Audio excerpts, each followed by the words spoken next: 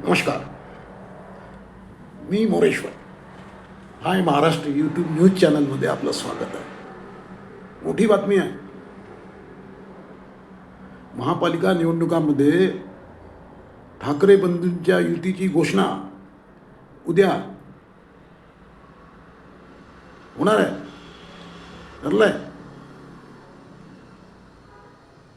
म्हणजे आता ती पत्रक परिषद घेऊन दोन्ही पक्षाचे नेते घोषणा करतात की धूमधडाक्यात ही घोषणा होते, याकडे तमाम मुंबईकरांचं लक्ष आहे. म्हणजे महापालिका निवडणुकांसाठी उमेदवारी अर्ज भरायची सुरुवात 23 तारखेपासून म्हणजे उद्यापासून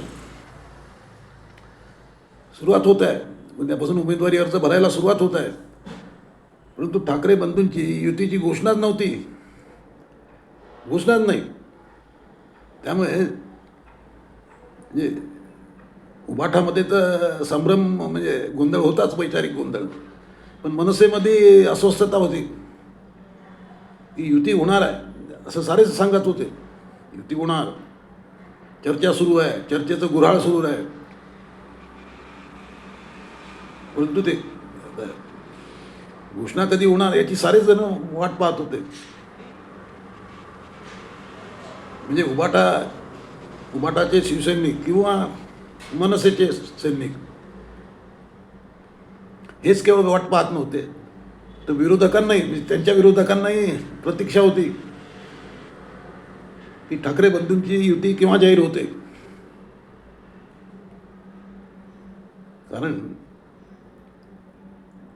कारण आता ही यांच्या युतीची घोषणा आणि इकडचे उमेदवार जे काही द्यायचे आहेत, बदलायचे आहेत वगैरे सर्व त्याच्यावर अवलंबून आहे की ठाकरे बंधू कोणत्या जागा ठेवतात,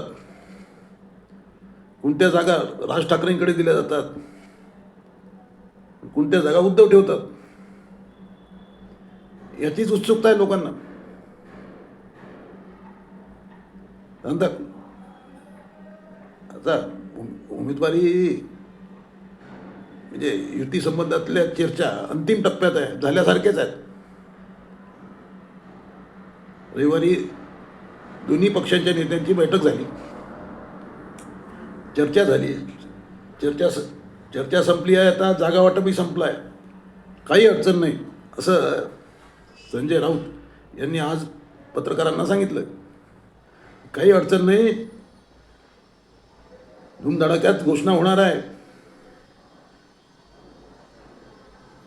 23 तारखेच्या आधी युतीची घोषणा होईल. एकत्रितपणे ती युती जाहीर केली जाईल, धूमधडाक्यात, वाजत गाजत, असं संजय राऊत म्हणतायत. पण आता नेमकं ते पत्रपरिषद घेऊन जाहीर करणार की काही वेगळ्या पद्धतीने करणार, काही नवीन प्रयोग करणार. कारण युतीची घोषणा म्हणजे ही मोठी घोषणा आहे. आतापर्यंत उद्धव ठाकरे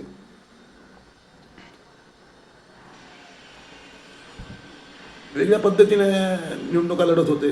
आता भाऊ मदतीला आला आहे. म्हणजे काँग्रेस निघून गेली आहे. काँग्रेस स्वबळावर लढते आहे. काँग्रेस सोबत नाही आहे. शरद पवारही सोबत येण्याची शक्यता अजूनही नरोवा कुंजरोवा सुरू आहे. त्यामुळे आज उद्धव ठाकरेकडे सध्या कोणीच नाही आहे मोठं. तर परिस्थितीचं गांभीर्य ओळखून उद्धव ठाकरेंनी भावाला कॉल दिला. आणि भावाने टाळी दिली.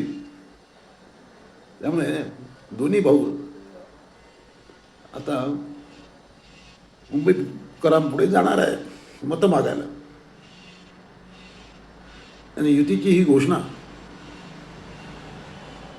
उद्या केली जाईल. कारण आता वेळ संपत आलेली आहे. वेळ आहेच कुठं आता. म्हणजे उद्या 23 आहेत. म्हणजे या महिन्याचे 7 दिवस आणि नंतरचे 15 दिवस. 15ला मतदान आहे, 15 जानेवारी. म्हणजे 15, 7, 21 दिवस उरले आहेत फक्त. त्यामुळे कुठल्याही परिस्थिती उद्या जाहीर करावंच लागेल यांना. तसं म्हटलं तर फार उशीर झाला आहे, पण तर ठीक आहे.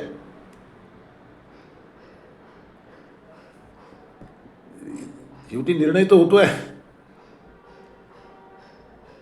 आता कोणत्या महापालिका उद्धव घेतात आणि कोणत्या महापालिका राज ठाकरेंना मिळते, तशातला भाग तर दिसत नाही, कारण एकत्रितपणे लढतायत. मुंबई, ठाणे, मीरा भाईंदर, कल्याण डोंबिवली आणि नाशिक या महापालिका एकत्र लढायचं ठरलेलं आहे. 5 महापालिका आहेत. या 5 महापालिका एकत्रितपणे दोन्ही भाऊ लढतायत. इतर ठिकाणी वेगळे निर्णय होतील काही. उद्या युतीची घोषणा करताना काही उमेदवारांची नावंही, बड्या उमेदवारांची नावं जाहीर केली जाऊ शकतात. आता पत्रपरिषद घेऊन युतीचा नारळ 2 भाऊ फोडतात की काही वेगळं करतात, याकडे लक्ष राहील. परंतु एक आहे, महापालिकेच्या राजकारणात मुंबईच्या एक नवा अध्याय सुरू होतो आहे. 2 ठाकरे बंधूंच्या एकत्रीकरणाचा, एकत्र येऊन लढण्याचा. तर हे 2 भाऊ भाजपला, म्हणजे देवेंद्र फडणवीस यांच्या सैन्याला कशी टक्कर देतात, याकडे साधारण महाराष्ट्राचं लक्ष आहे. नुकत्याच झालेल्या नगर परिषद निवडणुकीमध्ये भाजप नंबर 1चा पक्ष ठरला आहे. नंबर 2वर एकनाथ शिंदेची सेना आहे. त्यामुळे या विजयाने शक्ती मिळालेल्या भाजपशी ठाकरे बंधू कशी लढाई खेळतात, त्यावर सारा खेळ आहे. एकूणच महापालिकेचं हे महावॉर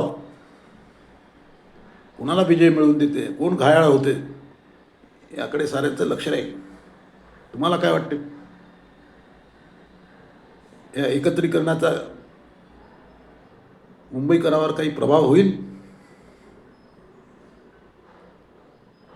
मुंबईकर 2 भावांच्या एकत्रीकरणामुळे काही वेगळा निर्णय करतील की भाजपच्या मोहामध्ये अडकतील?